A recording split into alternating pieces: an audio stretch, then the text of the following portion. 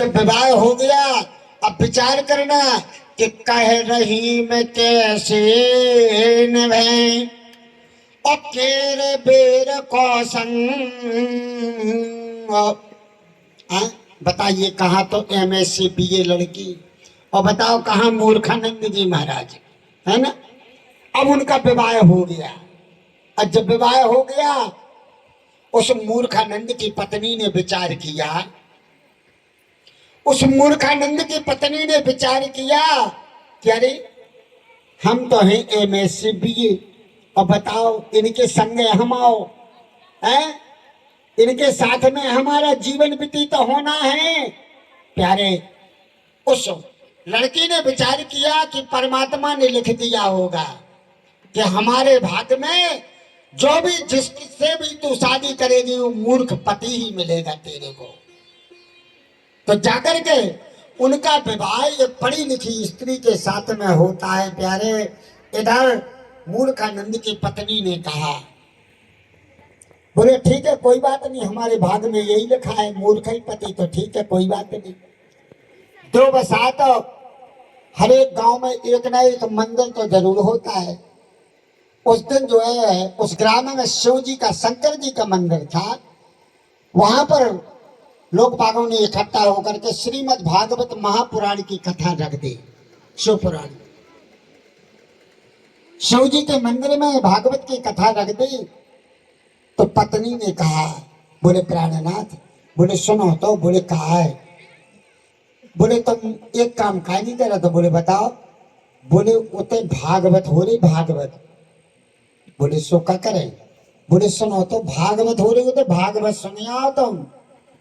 अरे बोले है मोई बस की नहीं गए भागवत भागवत ऐसी खुद को भागवत, बोले मैं नहीं जात कौन भागवत भागवत सुना।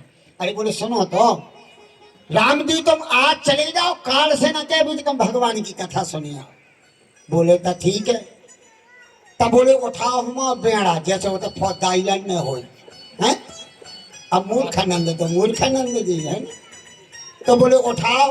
अब उन्होंने उठाओ डंडा, पहुंचे, कथा चल रही थी, व्यास जी कथा सुना रहे थे। और जब व्यास जी कथा सुना रहे थे प्यारे, उसी समय जाकर के अब वहां पर पहुंचे। व्यास जी ने कहा, जो व्यास जी के पास में पहुंचे ही गए, अच्छे शरीर बढ़िया था मूर्खानंद जी का। पंडित जी व्यास जी ने कहा, बोले आइए, सो चले गए।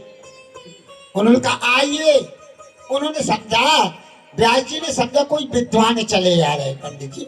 उन्होंने कहा आइए, सो चले। और जैसे ही पहुंचे व्यास जी ने विचार किया, चरण जी तो हमारे तख्ते के ऊपर बैठे चल जाने का है। उन्होंने कहा बैठिए, सो बढ़िया बैठ गए। बैठ गए, सभी लोग बैठे थे, वे भी बैठ गए, बैठे।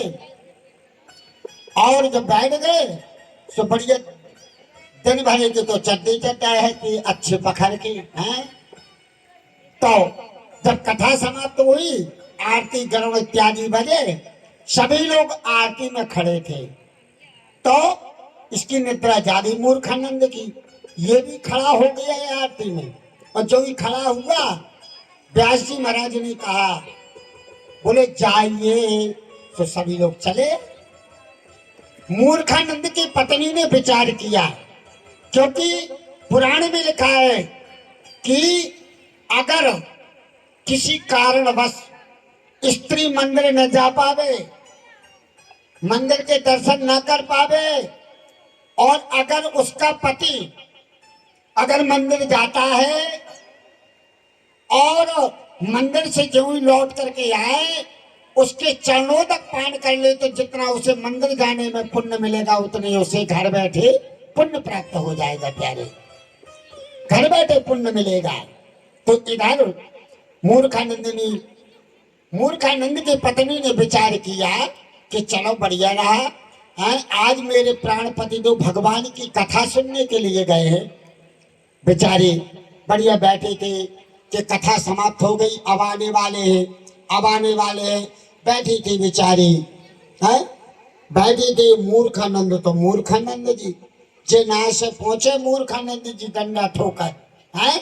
और जैसे ही पहुंचे बोले खोलो जल्दी के बारे, बेचारी डरा गई कि कहूँ ऐसा ना हो दो चार ठैया है। मूर्ख नंद तो मूर्ख नंद जी बेचारी थी कि कथा समाप्त हो गई, आने वाले हैं मूर्खानंद जी। ना से पहुंचे मूर्खानंद जी, जल्दी फाटक खोल दिए, बढ़िया आरती पूजन किया, चरणोदक पान किया, और चरणोदक पान करने के बाद लेटा दिया, अपने पति देवता को लेटा दिया मूर्खानंद को। सन और जो मूर्खानंद को लेटाया तो एक बात और बता दें, अगर अपनी अपने पतियन से स्त्रियां कछु पूछने होए तो एक बात पुराण में आई है बहुत अच्छी।